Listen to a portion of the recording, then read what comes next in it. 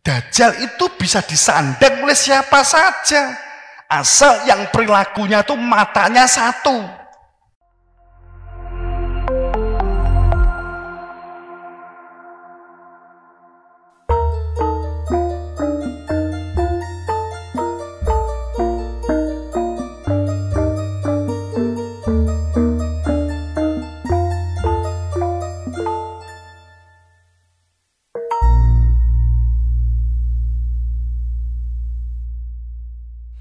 Saat belum mengungkap jati diri bahwa Nabi Muhammad sebagai Rasul, saat beliau melakukan pemberdayaan dan budidaya, membangun kemaslahatan dengan perilaku adab dan akhlak, dengan perilaku uswatul hasanahnya, dapat merukunkan, menyatukan suku-suku sejazirah Arab yang disimbolkan pada saat mengangkat Hajar Aswad. Semuanya ketua suku megang pucuke kain untuk mengangkat Hajar Aswad, sehingga semuanya memiliki peran, sehingga rukun.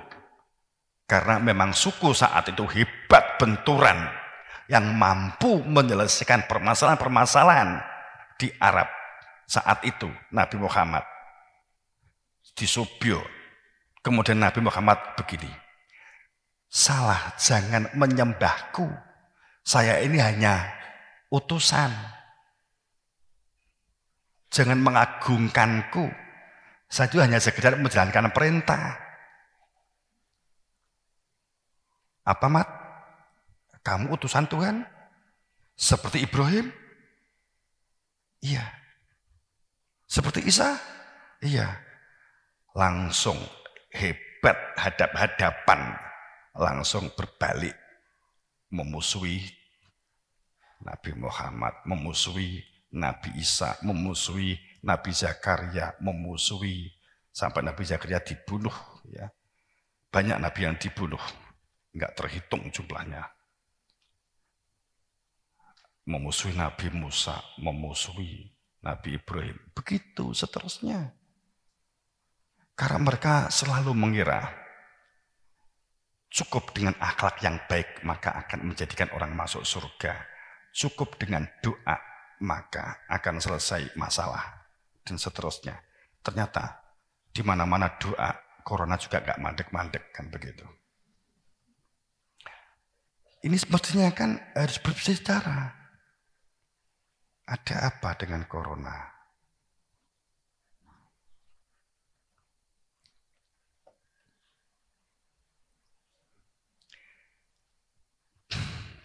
Kan sama-sama AADC, toh.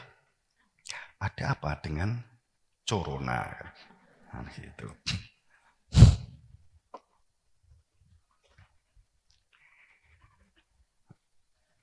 Jadi hadis-hadis memunculkan dasar dan seram, kemudian kedasatan. Di satu sisi ada hadis yang dasar, sampai nanti jika kamu ketemu Imam Mahdi, walaupun kamu ketemu yang namanya laut api atau Sahara salju, kamu harus menyeberang walaupun dengan merangkak demi keselamatanmu.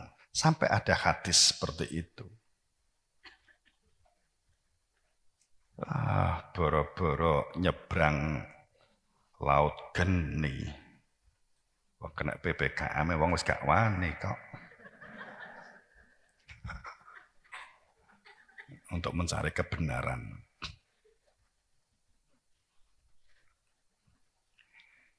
Selama ini orang tuh berpikir Dajjal, Ya'juj Ma'juj, walaupun ini hanya sekilas saja, kelas balik. Orang berpikir bahwa Dajjal, Ya'juj Ma'juj itu menungso seperti halnya setan. Iki dikira makhluk jalan-jalan godo kowe. Poso, kemudian setane ayo mangan, ayo, kan gitu. Nek wasa Ramadan, posone luwih enteng. Abet di poso Senin Kemis karo poso Ramadan ringan mana? Ringan Ramadan, mergo setane di gujek. Setan ini digujek koncomu wakeh di kewatengan kan poso kabeh. Ya itu kan digujek jenenge. Setan dikira makhluk. Dajjal juga sama. Dajjal. Nabi dan Rasul itu tangeh lamun apa meneh Allah. Itu membenci subjek musuh karo kowe. Lah nyapa aku Nabi benci si A si B. Dia hanya menjalankan tugas kok. Bukan didasarkan atas sebuah kebencian. Apa meneh dajale urung muncul. Wis geding ke zaman 1500 tahun kepungkur. Nabi kebangetan kuwi. Pendendam. Dendam ki biasanya setelah peristiwa. Urung peristiwa wis dendam ya.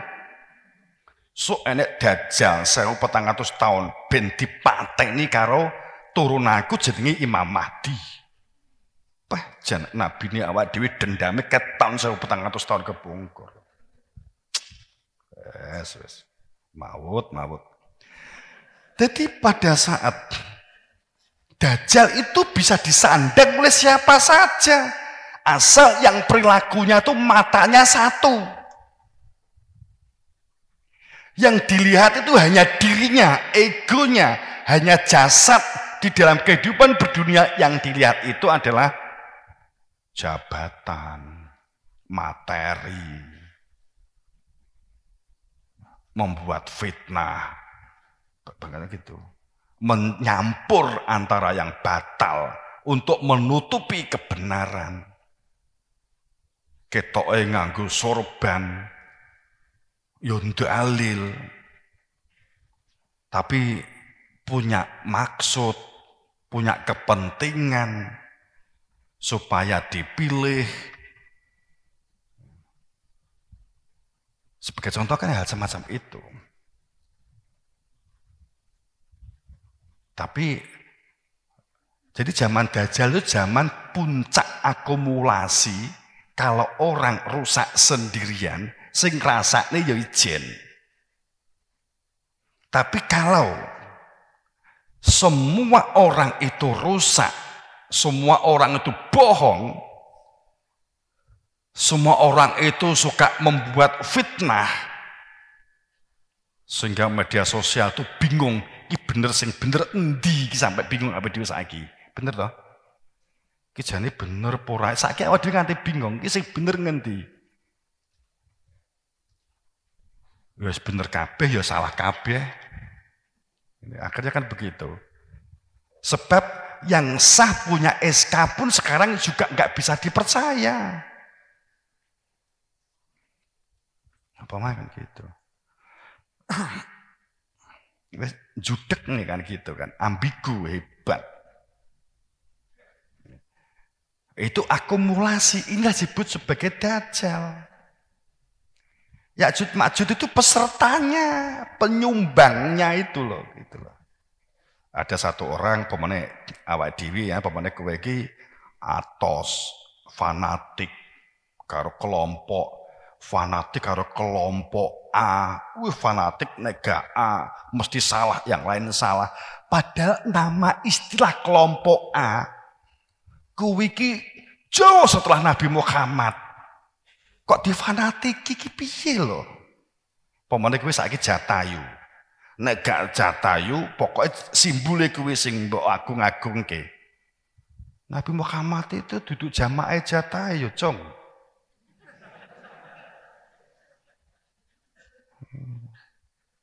Kok ngluwi? Nek enggak Jatayu enggak.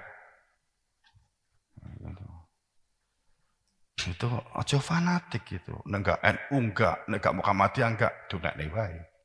Gitu. Fanatis ini menutup kebenaran nanti kalau memang ada kebenaran.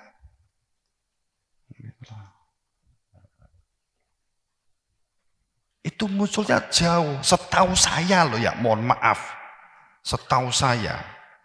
Itu koyoknya sakbari Nabi Muhammad wafat. Ya nggak ngerti nih saat Nabi Muhammad wes ya nggak tahu. Ini setahu saya begitu. Mbuh tenan nih. Tapi fanatik itu kan menjadikan rusak kita ini. Tapi bukan berarti kita dulu ya. Kita kan juga bagian dari organisasi itu. Itu wadah untuk berbuat baik, wadah untuk maslahah, iya. Mbah saya itu Mbah Hasyim Mawardi itu yang ngipi tentang simbol Nahdiyin. Jombang. Kemudian kisah-kisah di ramalan Jayabaya uga Siliwangi, Sabdo Palonoyo Genggong. Itu semuanya juga mengungkap saat Satrio Piningit datang itu akan ada goro-goro. Ini berarti menunjukkan bahwa akhirnya nek di janjane ngene jane aku mau bulet jane arep mau ngomong ini jane asline. Iya. Benar gitu. Jadi semua sampai Nabi, kemudian Sabdo Palonoyo Genggong, uga Siliwangi, munculnya Satrio Piningit, Budak Angon itu didahului goro-goro. Itu janjane ngene intine. Setiap kali kebenaran al-haq itu ditampakkan, kebenaran risalah itu dimunculkan, kebenaran Rasul dimunculkan. Berarti ini menunjukkan jika memang ada goro-goro hebat nantinya, munculnya Imam Mahdi harus ada goro-goro. Berarti umat yang sekarang, umat dunia sekarang ini yang ada nolak semua. Itu membuktikan itu. Saat Nabi Nuh mengatakan jauh bahwa nanti munculnya kebenaran akan ada bencana besar, berarti umat saat itu nggak bisa menerima ajarannya Nabi Nuh, dan kalaupun menerima nggak bisa menerima Nuhnya. Kayaknya sekarang juga sama. Prediksi ini kalau ini benar, bahwa setiap kali munculnya Imam Mahdi Satrio Piningit Ratum Adil akan didahului Dajjal, Ya'juj, Ma'juj, bencana besar, 7 gunung meletus hebat. Entah benarnya 7 gunung benar atau saya nggak tahu. Tapi ini kalimat ini terungkap dari para pendahulu kita, bahkan orang yang Jawa Jayabaya, kemudian Ponorogo, Bandung, dan hampir di semua Nusantara merumuskan hal yang sama, akan didahului bencana baru muncul. Ini menunjukkan berarti umat manusia tidak bisa menerima keberadaan kebenaran itu al-haq min rabbik, karena selama ini pembenaran itulah kebenaran. Faham maksud saya? Pembenaran itu dianggap kebenaran bertuhan. Beragama tanpa bertuhan. Bertuhan tanpa mengenal. Ila asma'an, kecuali hanya nama-namanya. Ini kalau kita lihat. Seandainya ini benar. Kalau memang guru-guru.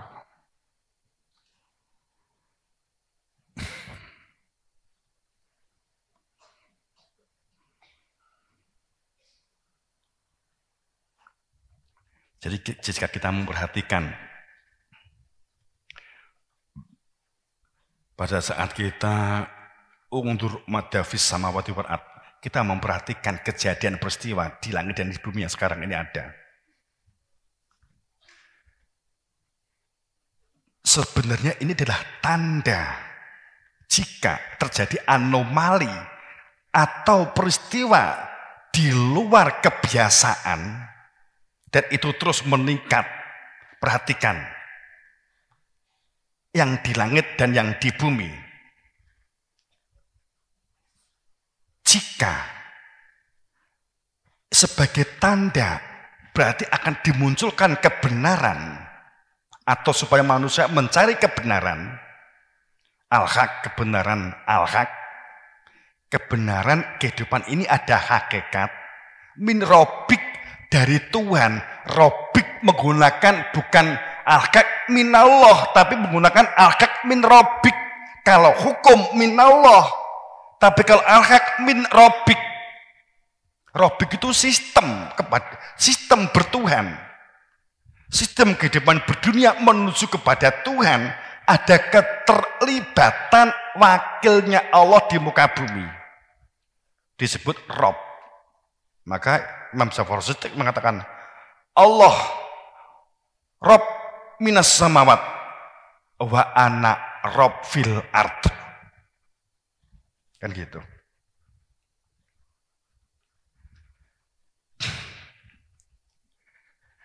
Akan tapi tanda ini sebagai tanda keberadaan Allah dan tanda keberadaan Rasul tidak akan bermanfaat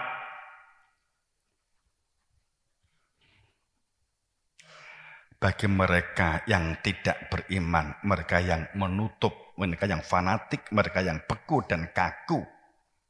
Maka ayat-ayat yang dipampangkan tidak akan memberi manfaat apapun. Di Yunus 102. Ini saya langsung ungkap maknanya saja. Mereka tidak lain ingin mengulang seperti di masa lalu. Menunggu-nunggu kejadian-kejadian besar yang hebat, yang sama, yang menimpa orang-orang yang terdahulu.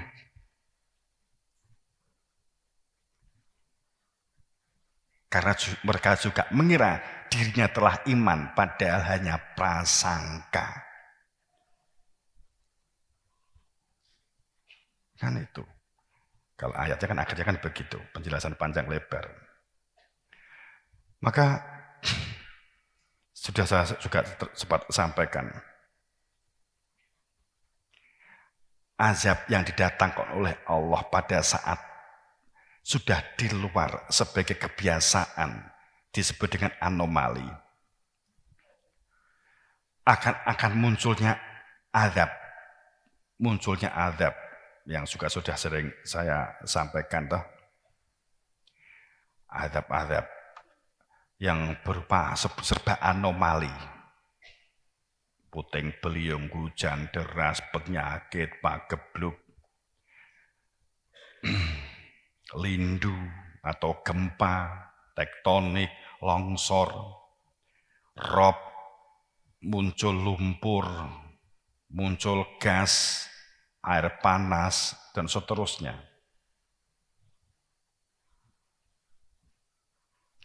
Kemudian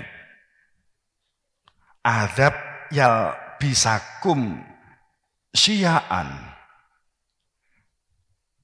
Ini salah satu yang diminta baca semak. Apa yang di langit, apa yang di bumi, dan di antaranya. Ada apa itu? Saat kamu melihat orang bergolong-golongan, berkelompok-kelompok, bangga dengan kelompoknya masing-masing, fanatik dengan kelompoknya masing-masing, mematungkan penokohan hanya ada di kelompoknya yang dianggap hebat. Itu ini ayatnya. Saling menuduh, saling merasa diri paling suci, yang lain itu adalah kotor, merasa diri benar, yang lain disalahkan, berlaku fanatik dan kultus, bangga pada kelompok, perpecahan demi perpecahan. Maka itulah bentuk azab pada saat kebenaran akan ditampakkan karena mereka menolak keberadaan kebenaran. Kemudian jika ada kelompok yang berikutnya, ya katakanlah yang keempat. Jika satu kelompok merasakan ada tekanan hebat, penjajahan hebat, bentuk keganasan kelompok terhadap kelompok lain, maka itu adalah wujud azab.